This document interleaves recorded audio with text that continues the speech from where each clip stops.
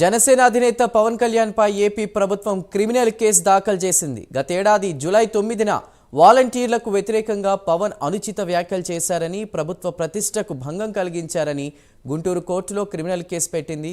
ఇక దీంతో 499, 500 ఐపీసీ సెక్షన్ల కింద కేసు నమోదు చేసి 4 అదనపు జిల్లా కోర్టుకు బదిలీ చేసింది. మార్చి 25న విచారణకు హాజరు కావాలని పవన్ కళ్యాణ్కు నోటీసులు ఇచ్చారు.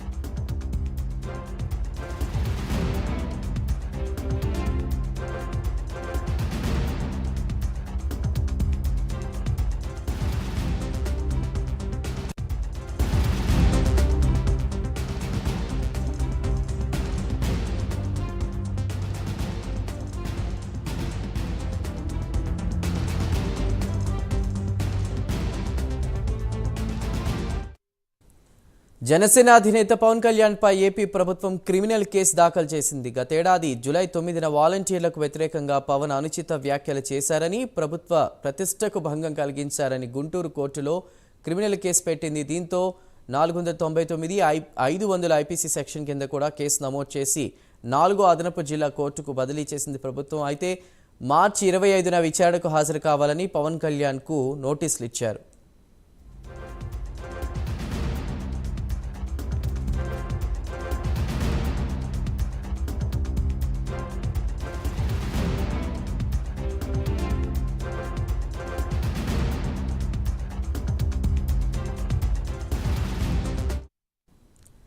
ఇక పవన్ కళ్యాణ్ పై ప్రభుత్వం పెట్టిన క్రిమినల్ కేసుకి సంబంధించి పూర్తి వివరాలు మా ప్రతినిధి రవికృష్ణ అందిస్తారు. రవికృష్ణ,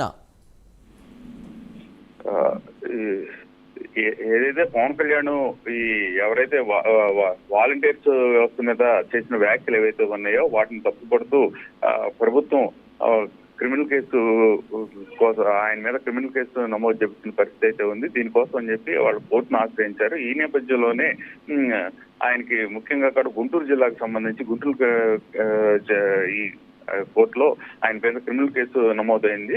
అది నిన్న విచారణకు స్వీకరించినటువంటి జిల్లా ప్రధాన న్యాయస్థానం 499, 500 ఐపీసీ సెక్షన్ కింద పవన్ పై క్రిమినల్ కేసు నమోదు చేయడం జరిగింది.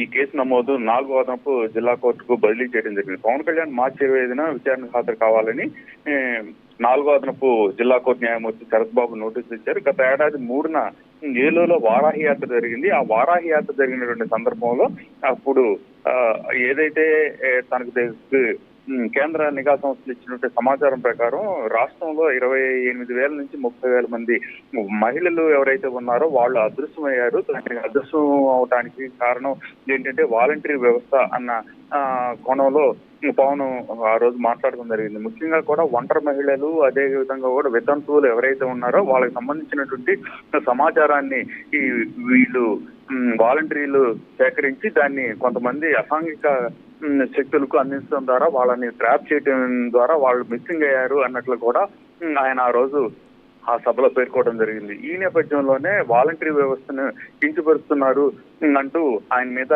పలు చోట్ల కూడా క్రిమినల్ కేసులు నమోదు చేయడం జరిగింది. దానికి సంబంధించి గుంటూరులో నిన్న మాత్రం 4 అదనపు మేజిస్ట్రేట్ ఎవరైతే ఉన్నారో ఆయన మార్చి 25న విచారణకు రావాలని ఆదేశాలించినటువంటి పరిస్థితి అయితే కనపడుతుంది. ఒంటరి మహిళల గురించి ముఖ్యంగా కూడా ఒంటరి మహిళలతో పాటుగా కూడా ఎవరైతే వితంతువులు ఉన్నారో వాళ్ళకి సంబంధించిన డేటా ఏదైతే ఉందో ఆ డేటా మొత్తాన్ని కూడా చౌర్యం జరుగుతుంది. ఆ చౌర్యం జరగడానికి ప్రధాన కారణము ఇక్కడ ఎవరైతే వార్డు వాలంటీర్స్ ఉన్నారో ఆ వాలంటీర్ వ్యవస్థని, ఆ వాలంటీర్ వ్యవస్థకు సంబంధించినటువంటి వ్యక్తులు కొంతమందికి అందించడం జరుగుతుంది వాళ్ళ సమాచారాన్ని. ఆ సమాచారం అందించడం కారణంగా ఇట్లాంటి మిస్సింగ్లు జరుగుతున్నాయని చెప్పి పేర్కోవడం జరిగింది. ముఖ్యంగా కూడా ఈ మిస్సింగ్లకి ప్రధాన కారణము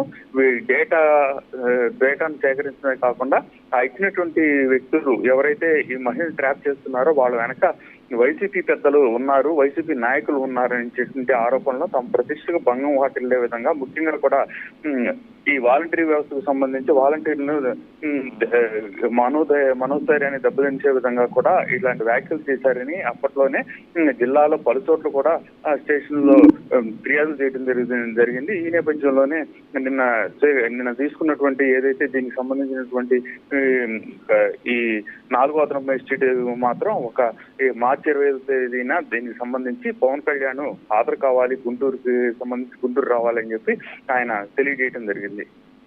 రైట్ రవికృష్ణ, థ్యాంక్ యూ.